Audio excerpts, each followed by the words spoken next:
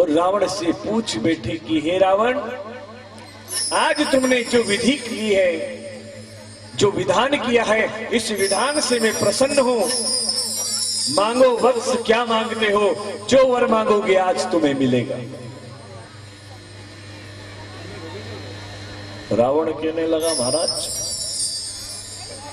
आप सही में मेरे से प्रसन्न हैं कि आप खाली मेरी चुटकी ले रहे हो? महाराज बोले, नहीं नहीं रावण, तुम चिंता मत करो, तुम जो वर में मांगोगे मैं आज तुम्हें दूंगा। भगवान भोलेनाथ से यही कहा कि महाराज मैं तो आज वास्तु करते करते भी यही सोच रहा था कि इतना सुंदर कैलाशपुरी है, इतना सुंदर कैलाशपुरी, काश ये मेरी होती। मैं तो यही सोच रहा था महाराज, और आपकी कृपा हो जाए तो बहुत ही अच्छा। अगर आप कुछ देना ही चाहते हैं तो महाराज ये कैलाश नगरी ही दे दीजिए स्वर्ण की।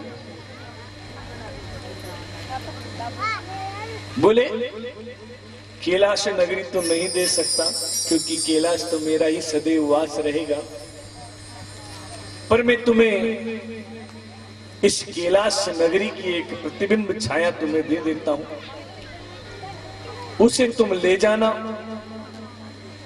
ये स्वीकार करता हूं।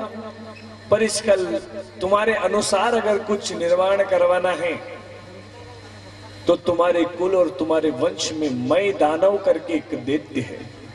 क्या है? राक्षस कुल में मय दानव रावण का नाना ससुर,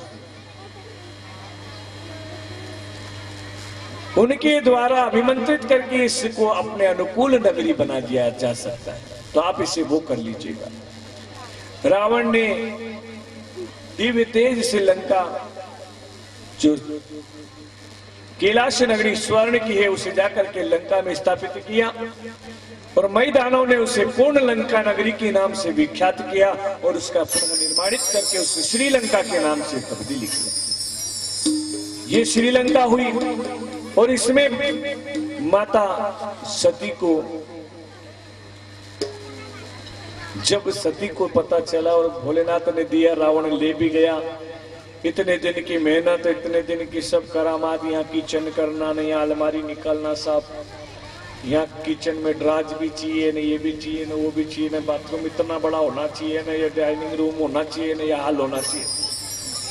कितनी सेटिंग थी, सब सेटिंग से माता जी ने बनाया, ले गया। अब 2-4 महीना तक तो रोटी ही नहीं मिले।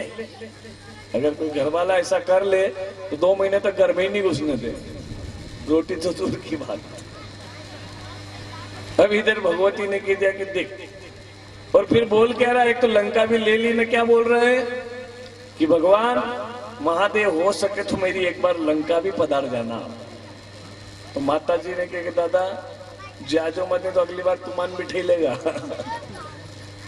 तुम्हारा भक्त है, जाना मत। और चले गए तो भोलेनाथ तुमको आने देने वाला नहीं है, नाम रावण है उसका, लंकेश है वो। भगवान ने कहा कि मैं तो नहीं जाऊंगा, तू ध्यान रखना। क्या कहा? कि मैं तो नहीं जाऊंगा, पर देवी तू भी ध्यान रखना, तेरी बारी नहीं आ जाए कभी। तो भगवती ने कहा कि महाराज जिस दिन मैं गई उस दिन ये लंका का पूरा खर्चा ले लूंगी इससे, ये जितना मकान बनाया है ये सारा वसूल कर लूंगी। बोले वो कैसे? बोले महाराज मैं आज इस रावण को श्राप देती हूँ कि जिस दिन मेरी एक भी शक्ति इसके घर में प्रवेश कर गई उस दिन इसके संपूर्ण कुल का नाश कर दूंगी, संपूर्ण वंश का नाश कर दूंगी। जय हो। और भगवती के ऐसे कठोर वचन सुन महादेव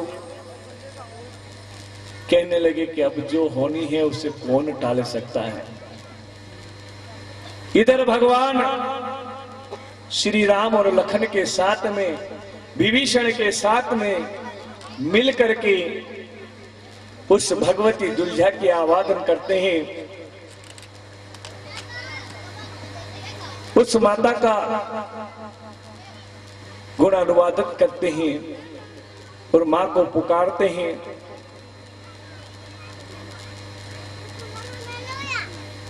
कोई है कि कोई है जो मेरे आगे भी चले।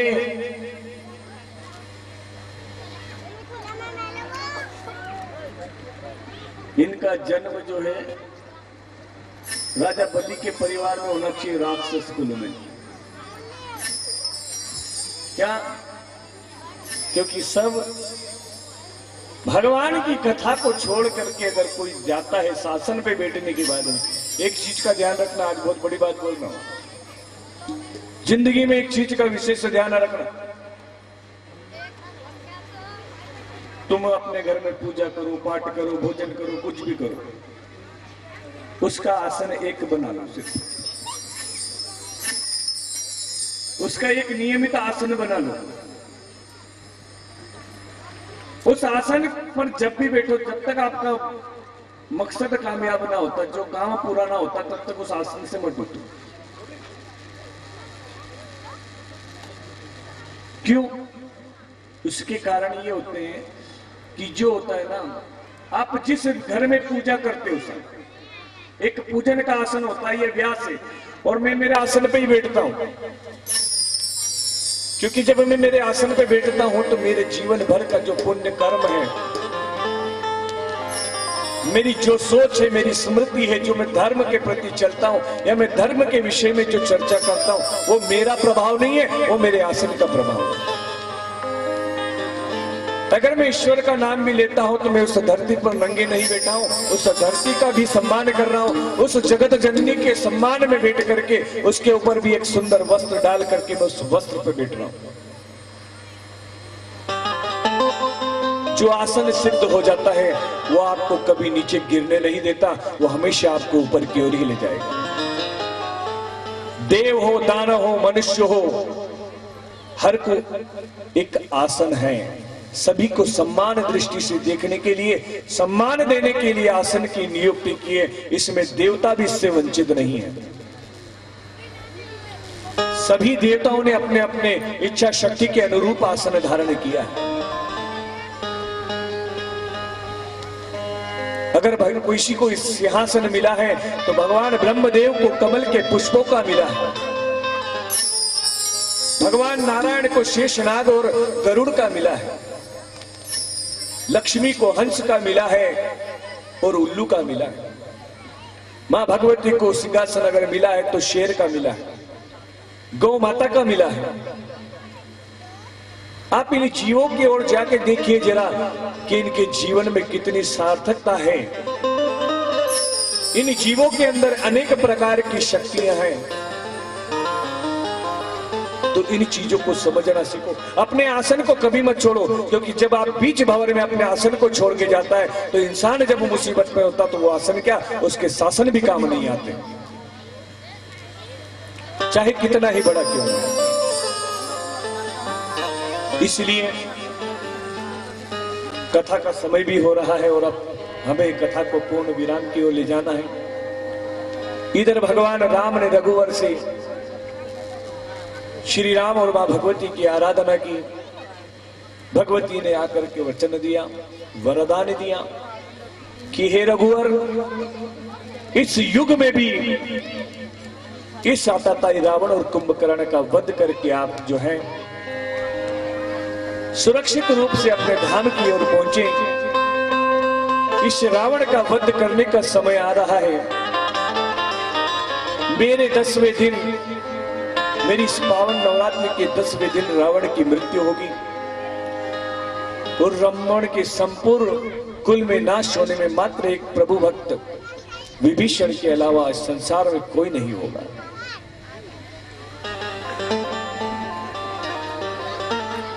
माता की ऐसी भविष्यवाणी सुन भगवान श्री राम प्रसन्न हुए। सारे देवताओं ने जय जयकार की और प्रभु राम ने रावण की ओर चढ़ाई की, मेघनाद आदि को मारा। लक्ष्मण जी को संजीवनी नाग पास आदि लगे। हनुमान जी के द्वारा कुछ प्रयास पर सफल हुए। लक्ष्मण जीवित होकर के जो है मेघनाद आदि का वध कर देता है महाराज। और विजयदशमी का समय होता है। उस समय भगवान पृथ्वी पर खड़े हैं और महाराज विभीषण आकर कहते हैं कि महाराज रावण युद्ध के लिए आ रहा है। कौन आ रहा है? रावण युद्ध के लिए आ रहा है और इस रावण के अंत की अब तैयारी करना चाहिए। उससे पहले आप सभी से मेरा निवेदन है कि आज श्रीमद् देवी भागवत का ये 9वां दिवस पूर्ण होता है। आज माता की पूर्णाहुति है। ये नवचंडी का पाठ है, नवदुर्गा का उत्सव है। और आप सभी से भी कहना चाहूंगा कि आप जितने लोग मुझे जानते हैं, मुझे नहीं पता कि मुझे कितने लोग जानते हैं, पर फिर भी मैं आपको अपना परिचय देना जरूर चाहूंगा कि एक किस्सा है, मैं आपको सुना देता हूं। एक गांव में एक ब्राह्मण परिवार में एक बालक उत्पन्न होता है। उस बालक के जन्म के बाद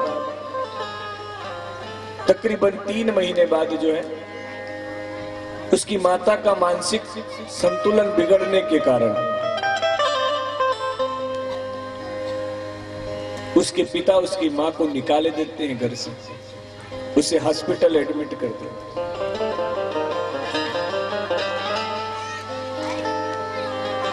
उसे एडमिट कर देते हैं। अब वो बिन मां का बच्चा 3 महीने, इधर मां को बाहर किया, पिता दूसरी शादी करके तैयार। उस बच्चे के जीवन में जब सेकंड मदर आती है तो उसके जीवन की क्या परिस्थितियां होती होगी, ये आप अच्छे से सोच सकते हैं। उसकी ना पढ़ाई, ना कोई देखभाल, न कभी स्कूल जाना, न कुछ नहीं। दिन भर बच्चा मोहल्ले के बच्चों के साथ खेलता है। किसी ने पढ़ा लिया तो थोड़े बहुत पढ़ लिए,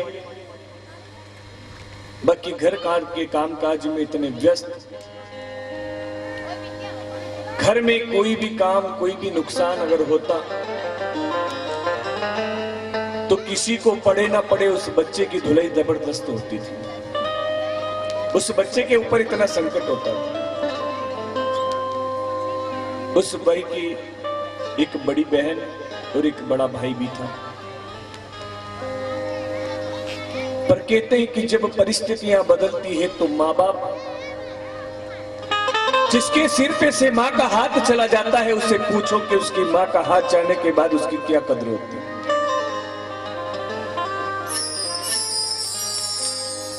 पर जिस बाप का आशीर्वाद रहा, जिस पिता ने हमेशा असहाय होकर के भी अपने बच्चों को सिर्फ दुआ दी और ये कहा कि दुनिया कुछ करे ना करे, दुनिया कुछ करे ना करे, मैं कुछ करूं या ना करूं, मैं अपनी औलाद के लिए कुछ नहीं कर सका और ना ही कर पाऊंगा। मेरे उद्दूत पीछे बच्चे को भी मैं नहीं संभाल पाया, और जिस औरत को भरोसा करके मैं लाया था कि ये मेरे बच्चों को संभाल लेगी, आज इस औरत ने भी अपनी वास्तविकता दिखाई और ये बच्चों को नहीं संभाल पाई। समय बढ़ता चला जाता है, धीरे धीरे आगे चलते हैं। उसकी बड़ी बहन की शादी उसके पिता कर जाते हैं। उसके बाद में पिता के आकस्मिक मृत्यु का कारण आ जाता है, उन्हें बीमारी हो जाती है।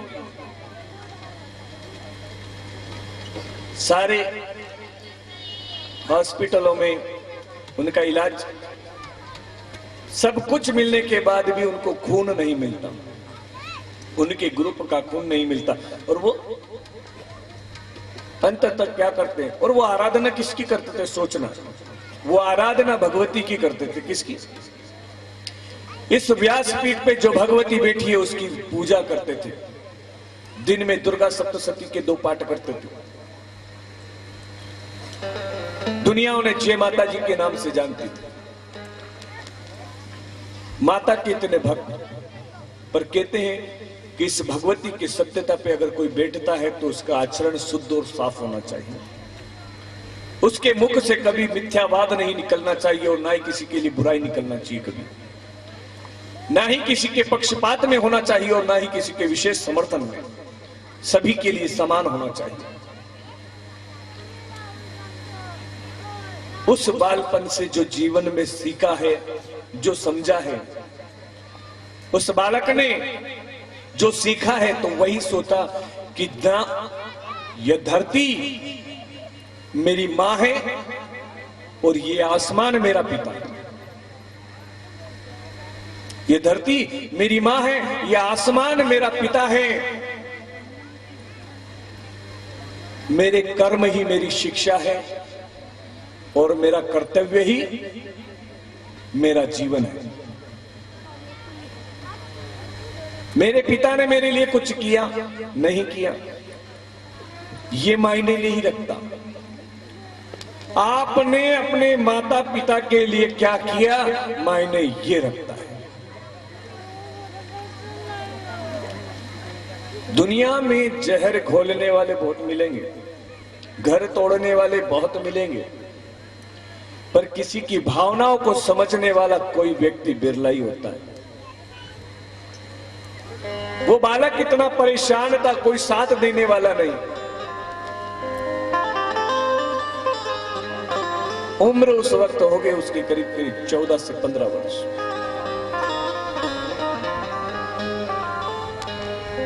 एक भाई साहब मिले, उन्होंने कहा कि तू यहां करता है, तू भगवान के सामने रोता है, तुझे भूख लगती है, तू 2-2 दिन तक खाना नहीं खाता है, तो कोई तुझे खिला देता है तो तू खा लेता है, तू किसी से मांगता भी नहीं। क्या कहा? तो किसी से मांगता भी नहीं, किसी से यह भी नहीं कहता कि आज मैं भूखा हूं, मुझे एक पल रोटी दे दो। तू भूखा रह लेना पसंद करता, पर आज मैं तुझे एक ऐसी जगह जाके छोड़ता हूं कि जहां तुझे कुछ मिले ना मिले पर खाना तेरे को भरपेट मिलेगा। तू जो कर सकता है कर।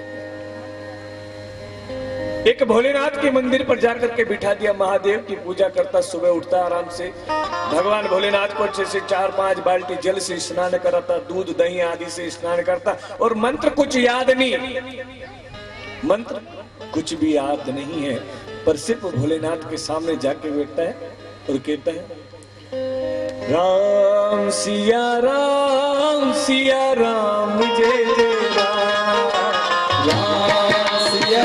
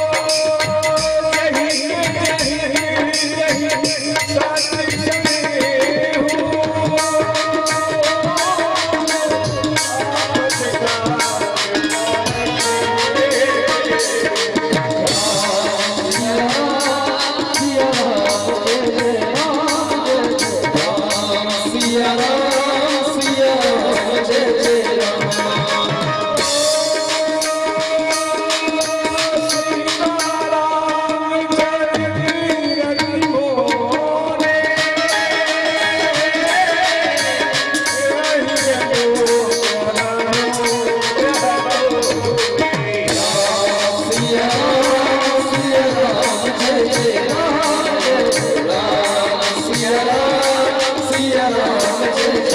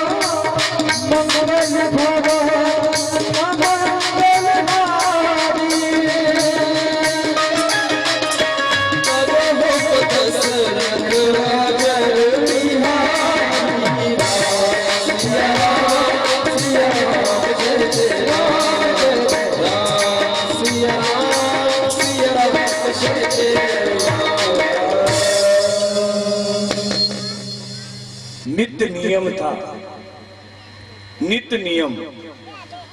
कोई उठे ना, पंडित जी कहते थे गुरु देख लेना यार, तो वो बालक जाकर के जो है पंडित जी का मंदिर वंदर खोल के ना झाड़ू पोछे करके देर लगा के भगवान को बाल्टी भर कूदने शुरू। सुबह से लेकर के जब रात को 12 बजे जब पंडित जी के पास चढ़ोतरी में आते थे, 10-20 रुपए आ जाते तो वो दे देते। केले प्रसाद बोर ककड़ी फूल जो भी आ जाता था उसमें से आधे आधे कर लेते। ये जीवन था उस बालक।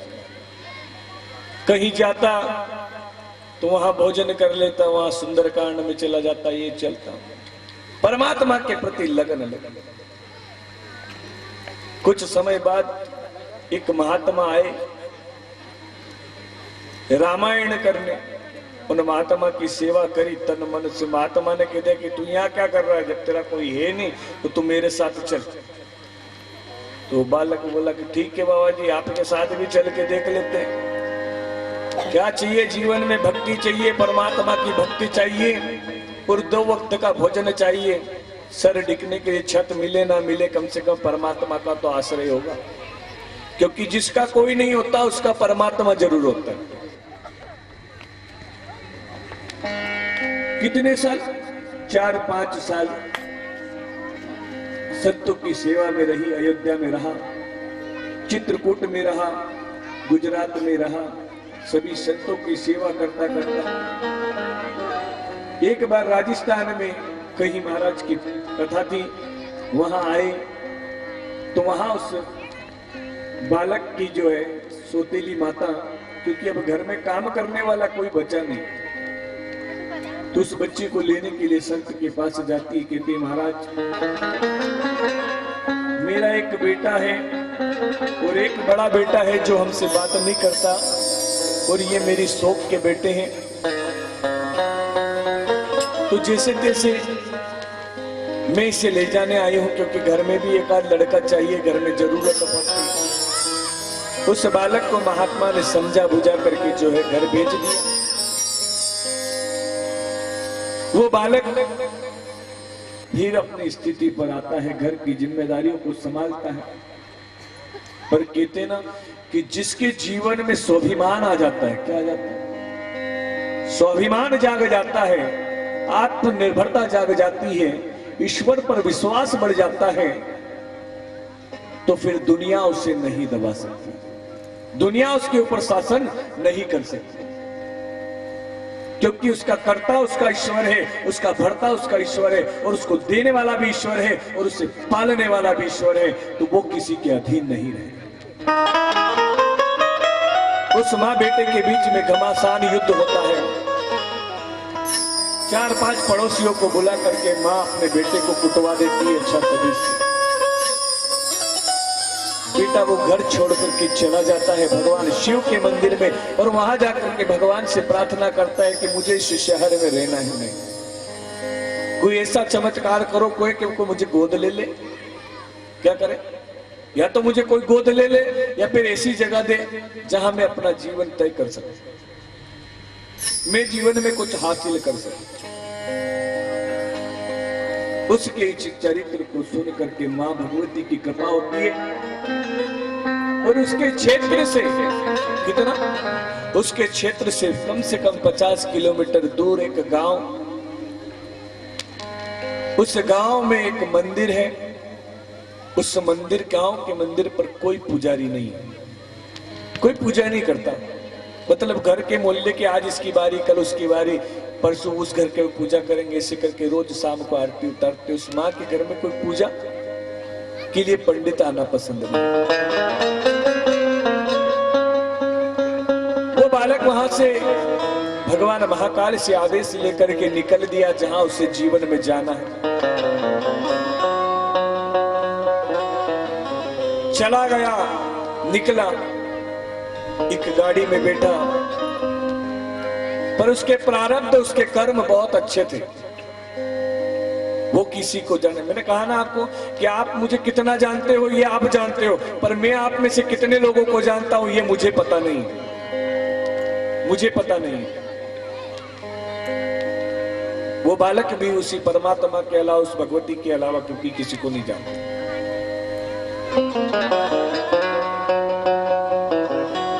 जीवन में इतना संघर्ष, हर चीज पर, हर कसौटी पर उसे खूब तोला गया।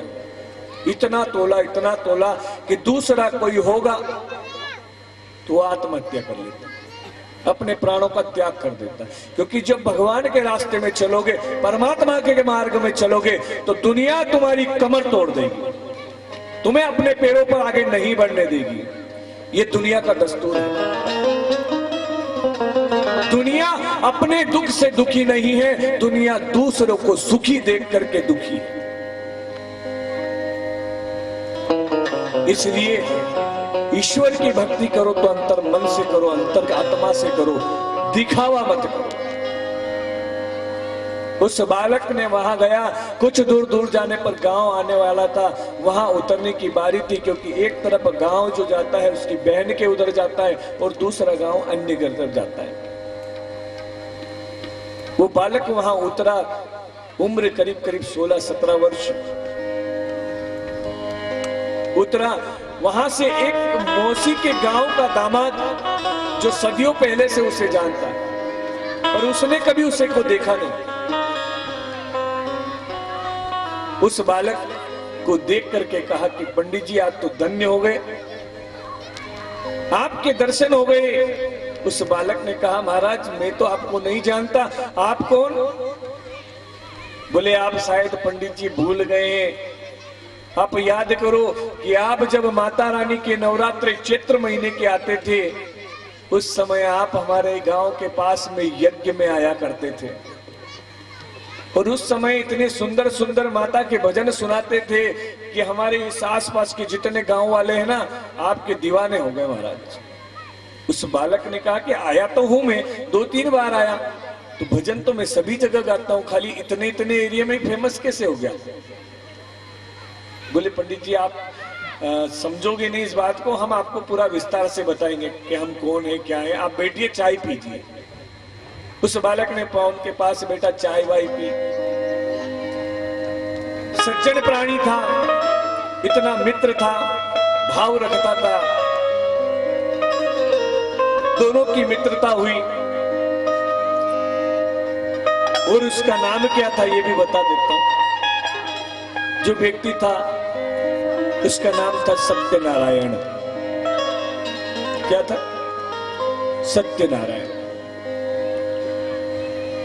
और वो जो है उस बालक को गुरुजी के नाम से बोलते थे। उस बालक के साथ वो गए, उन्होंने कहा कि पंडित जी आज कुछ भी हो, आज तो आपको हम जाने नहीं देंगे, आज आपको हमारे गांव चलना होगा, हमारे गांव में भोजन का आयोजन रखेंगे, वहीं पर भजन संध्या रखेंगे और आज आपको भजन गाना है। उस भगवती की ऐसी कृपा हुई, उस माँ की ऐसी कृपा हुई, उस रात्रि में ऐसा जागरण हुआ, ऐसा जागरण हुआ कि उस माँ ने मुझे सदैव के लिए अपने पास रखा। उस बालक को सदैव के लिए अपने पास रख लिया और उस मंदिर की पूजा ली। उस बालक ने जीवन में जितना भी कमाया उस मंदिर से जितनी भी इनकम हुई, जितना भी अन्न दान तून सब आया, वो बालक जिस समय, उससे काफी अच्छे समय उसने वहां पे काम किया, करीब करीब 10 साल। कितने? 10 साल तक एक ही मंदिर की पूजा की। इतना संपत्ति, इतना धन, सब कुछ आया, पर जीवन में कहते हैं ना कि जहां सम्मान हो वहां लक्ष्मी टिकती है, और जहां आत्म स्वाभिमान और सम्मान नहीं होती वहां ईश्वर भी वास नहीं करता है। और जिस गांव में कहते हैं कि गांव है, वहां थोड़ी बहुत तो गंदगी आपको मिलेगी, साहब पूरा गांव साफ सुथरा मिले ऐसा नहीं होता। जहां गांव है वहां छोटी मोटी कचरे की बदबू, यार दुकानें तो होगी,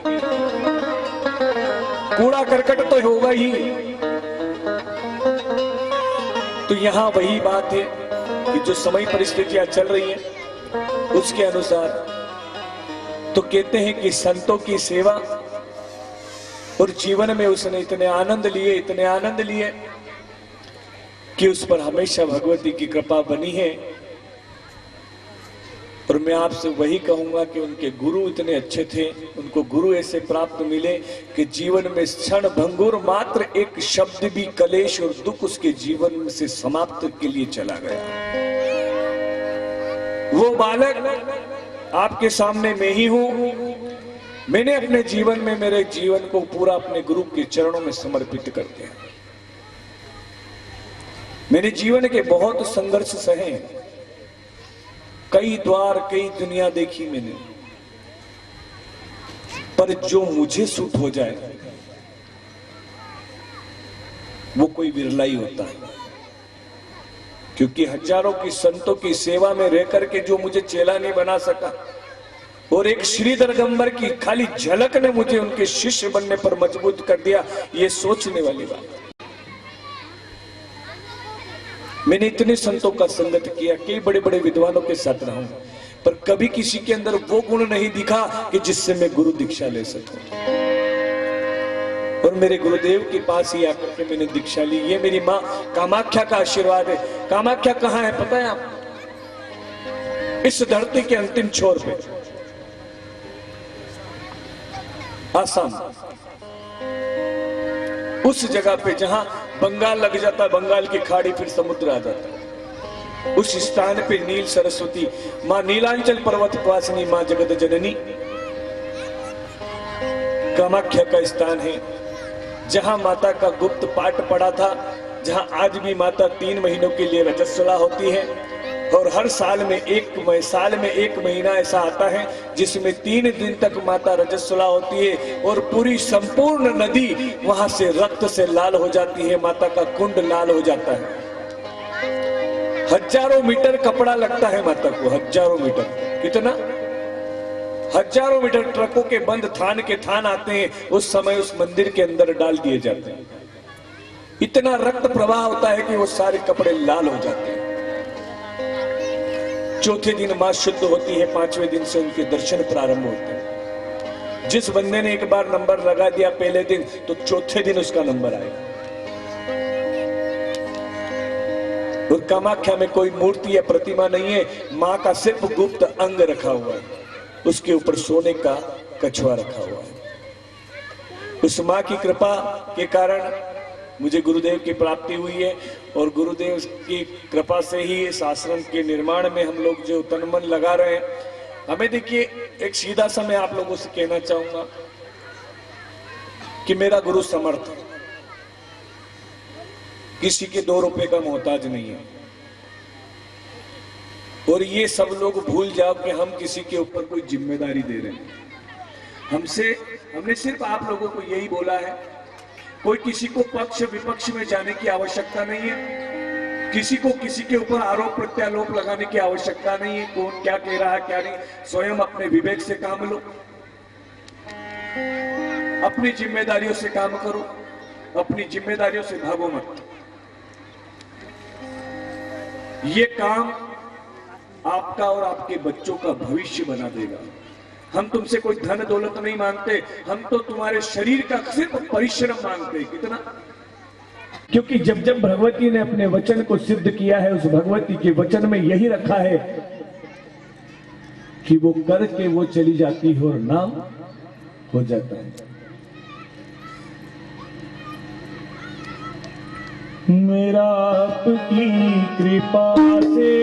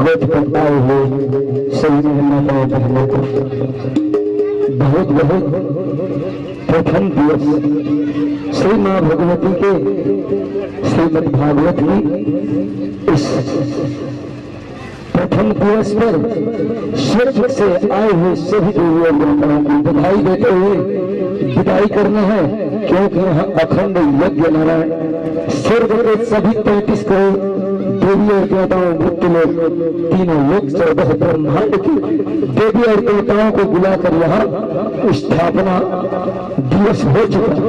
तो इस पर उस स्वर्ग से देवी देवताओं को आए हुए सभी देवताओं को बधाई देना है, उसको विदाई नहीं देना है।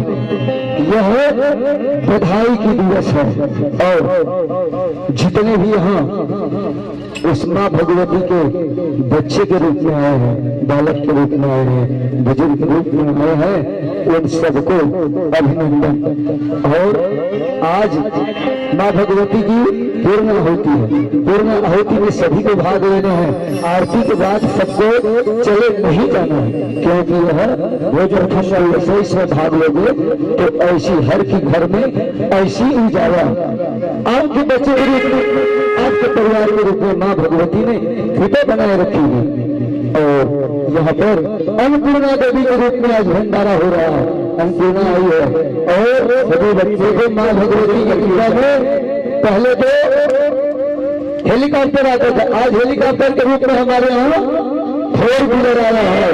एक भक्त के असीम कृपा माँ भगवती ने बरसाई है तो, और एक भक्त ने माँ भगवती की सेवा की है, उसकी पूर्ण आहुति की है, तो इसके यहाँ एक माँ भोलेनाथ के लिए इस माँ भगवती के उग्र रूप की बाना आई है। वह बाना यहाँ कल है, परसों अष्टमी को ना, अष्टमी को माँ भगवती की उस परम पिता परमात्मा की देवाधिदेव महादेव की गुणगाथा को गाते रहे और मानव समाज की आत्मा को जगाते रहे। बोलिए नमः पार्वती पते, हर हर महादेव। बोलिए सतगुरु भगवान की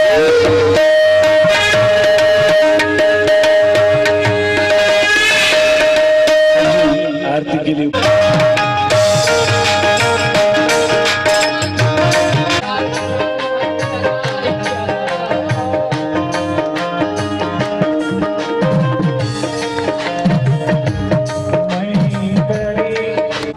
जगदीश गुरु जी नांदेड़ वाले इधर पधारे हैं आरती के मंच पे। आपसे अनुरोध और निवेदन चाहता हूँ।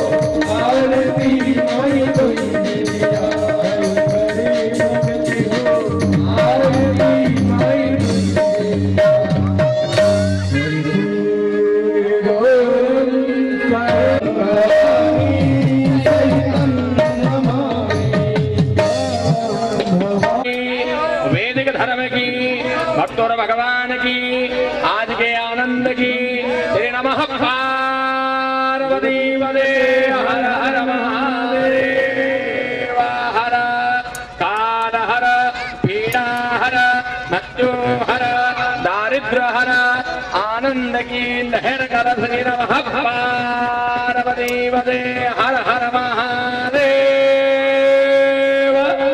हर गंगे